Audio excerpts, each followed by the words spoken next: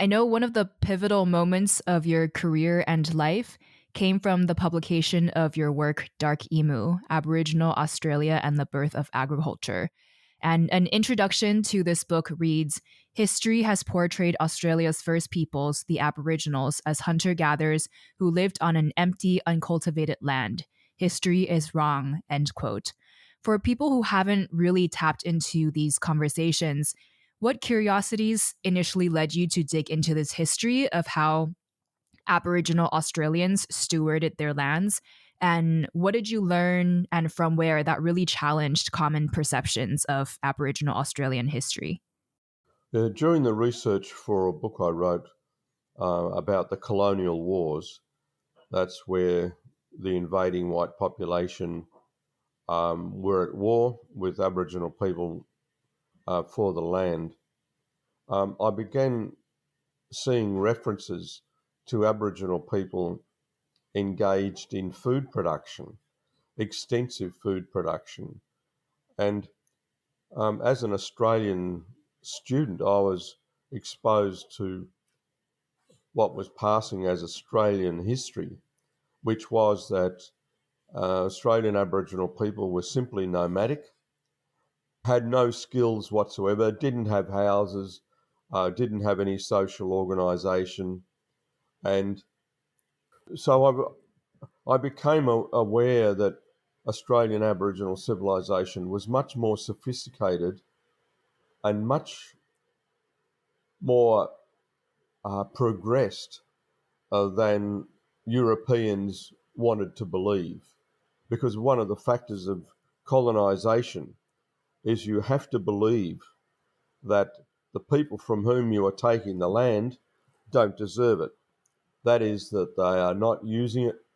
They are simple, backward people, um, and words like headhunters, cannibals, all of those things are used, even when the people are not, obviously not cannibals.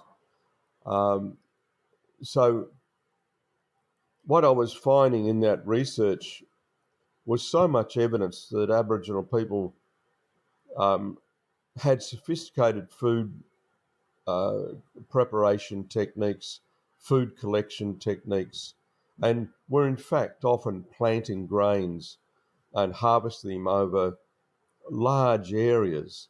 In fact, some of the tuber crops for Aboriginal people of Murnong and Munyang, they stretched to the horizon. And white explorers were saying that.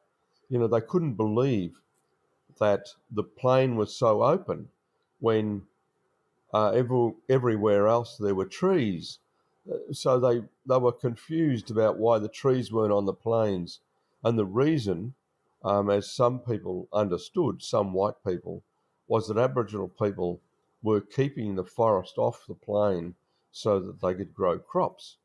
This is a very profound moment in not just Australian Aboriginal development, but human development, because it was a long, long time ago, maybe 100,000 years ago, maybe 120,000 years ago. So it's very important for humans, not just Australian Aboriginal people.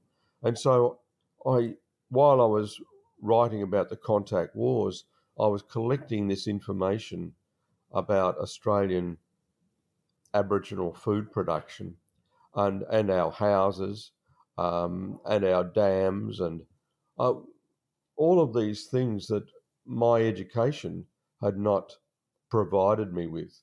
And I was very, very fortunate to have a number of older Aboriginal people who kept on prodding me and pushing me to learn more. During those years, I had excellent guidance from elders, and they knew that I was a book person. They knew that I could write. They knew that I loved going into a library, whereas most Australian Aboriginal people were scared stiff of libraries because of their experience in school. And I didn't have that experience because um, my family didn't identify during my childhood. And so I escaped under the radar. I'm pale skinned, and no one treated me for those first 8 or 9 years anyway. No one treated me as Indigenous. So I had the keys to the city and the keys to all their libraries. And I was able to do that investigation, that study, almost by default.